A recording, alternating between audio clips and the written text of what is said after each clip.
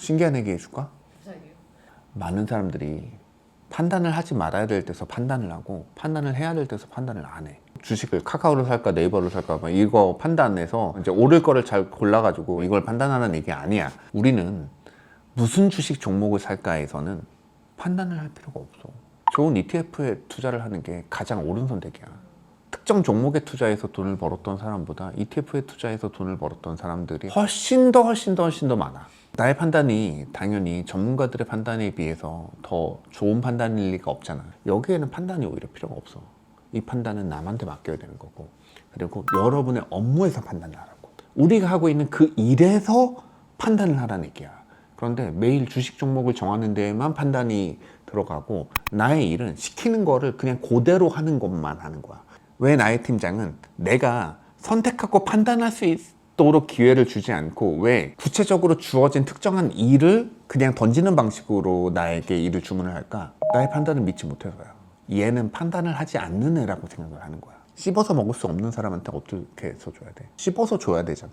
어떠한 일조차도 사람에서 사람으로 건너갈 때 결국은 나의 생각이 있어야 돼. 그러니까 애석하게도 판단하는 일들이 거의 필요 없는 일이라면 내가 일을 뭔가 잘못하고 있는 건 아닌가. 이 사람에게 성장이란 기회는 앞으로 주어질 리가 없을 거야.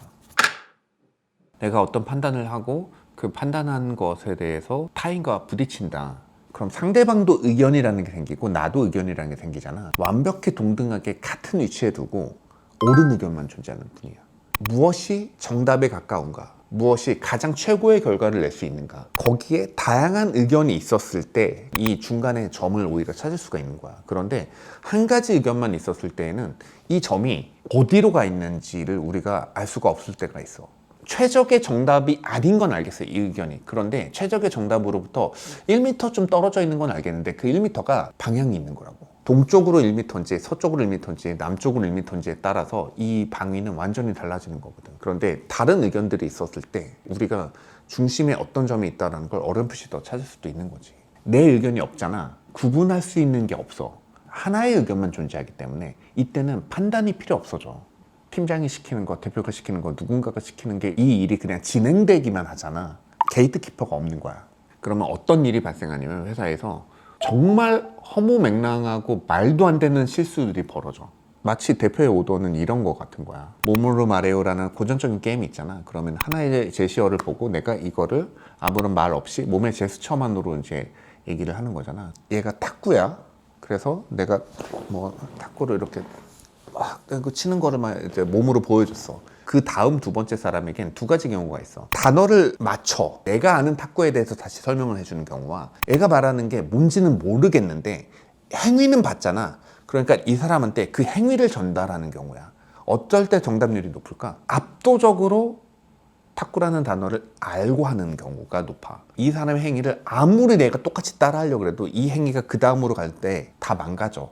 이렇게 하는 행위인데 이게 뭔진 모르겠는데 뭐 이거 이렇게 행위를 기억하고 그 사람한테 할 때 이런다고. 그래서 뒤로 가면은 말도 안 되는 결과의 정답이 나오는 경우들이 있잖아. 이 중간에서 단어를 잃어버린 경우들이야. 실무자의 판단이 없다라는 건 이 탁구라는 제시어를 나는 탁구가 뭔지는 모르겠고 그냥 얘가 뭐 하라 했으니까 이렇게 쳐 이렇게 하고 일을 하는 거야. 탁구를 이해하고 일을 하는 게 아니고. 일을 시킨 사람은 무조건 의도가 있어. 너 이거 프린트 3장만 해와 라고 할 때도 3장 해오라 했으니까 가서 프린트 3장 해서 갖다 주잖아. 그렇게 일을 하면 안 돼. 왜 3장일까? 그리고 왜 이 프린트일까?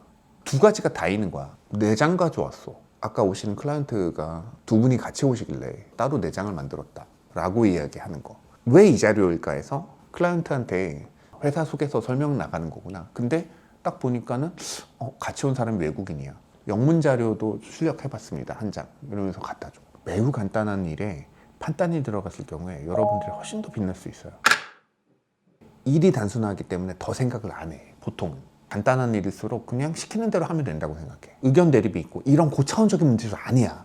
여러분이 숨쉬듯이 일상생활에서 매일 해야 되는 그 일조차도 이유가 있어야 되는 거야. 이것들을 해결하기 위한 방안을 모색할 때는 경험에 대해서 존중해 줄 필요도 있는 거고 이 모든 것들이 필요한 건데 내가 말하는 건 이것들의 훨씬 더 하위 개념의 근본적인 개념을 좀 말하는 거야. 그거를 업무적인 센스라고만 얘기하기엔 아, 너 좀 센스 있다? 아, 넌 좀 센스 없다. 이거는 마치 80점과 85점을 구분짓는 정도의 이야기잖아. 근데 이거는 100점과 빵점이야. 이유를 생각하지 않고 일하기 때문에 눈치가 없는 거고 이유를 생각하고 일하기 때문에 눈치가 있는 거야. 이 태도와 이 애티튜드가 결국은 뭔 줄 알아? 이게 있는 사람이 결국은 헤드로 가. 그리고 이게 없는 사람은 절대 헤드로 갈 수 없어. 가선 안 돼. 그 조직을 다 망하게 만들어. 너무 작은 걸 가지고 큰 걸 판단하는 거 아닌가라고 생각을 하실 수도 있겠는데 여러분이 내 회사고 내 사업체를 운영을 하는데 당연히 누구를 승진시키겠어? AI 시대잖아. 모든 사람은 팀장이 돼야 돼. 예전에는 어시스턴트가 필요했었고 시키는 일을 하는 사람들이 필요했었어. 근데 그래서 어시스턴트는 전부 다 AI가 해준단 말이야. 그럼 나는 다 뭐여야 돼?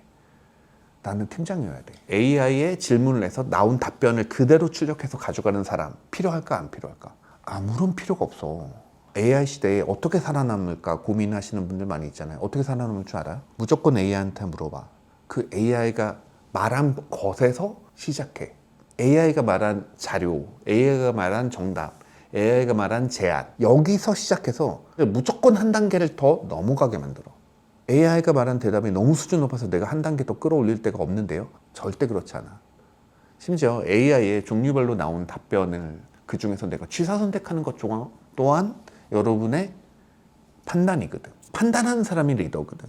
예전에 팀장이 하던 역할을 모든 사람들이 다 해야 되고 이때는 결국 리더로서의 역할을 해야 되는데 그럼 내가 판단하지 않고 일을 하는 사람이었잖아? 그러면은 여기서부터는 답이 없어. 사실 그래서 판단을 하지 않는다는 거는 지금 AI 시대에선 좀 심하지만 인간이기를 포기하는 거야. 생각하지 않고 판단하지 않는 사람은 AI와 다를 바가 없겠죠. AI조차도 판단을 하는데. 나는 판단하면서 일한대라고 자만 갖지 말고 내가 판단 없이 일을 흘려버리고 통과시킨 일이 얼마나 많은지를 한번 생각해봐. 제일 아둔한 직원은 문제점이 무엇인지 파악하는 데는 관심이 없고 누군가 파악해준 문제점에 대해서 이래라 저래라만 얘기를 해. 이 의견이 올라왔을 때 자신의 의사결정력만 강화하고 자기 말대로 하고 싶어하는 능력만 되게 센 거지. 이런 사람이 조직에서는 가장 큰 적이고 이렇게 일하는 사람들이 정말 많아. 그래서 여러분들이 판단을 하기만 해도 뭐 한다고? 상위 20%로 갈 수 있어. 진짜로. 밑단에서 기본적인 일들이 이루어질 때 이 일에 대해서 이유를 알고 여기에 대해서 판단을 하고 거기에서 적합하고 합리적으로 행동하는 것 훨씬 좋은 직원이야. 좋은 일꾼이고 좋은 인재야. 구독, 좋아요 부탁해요.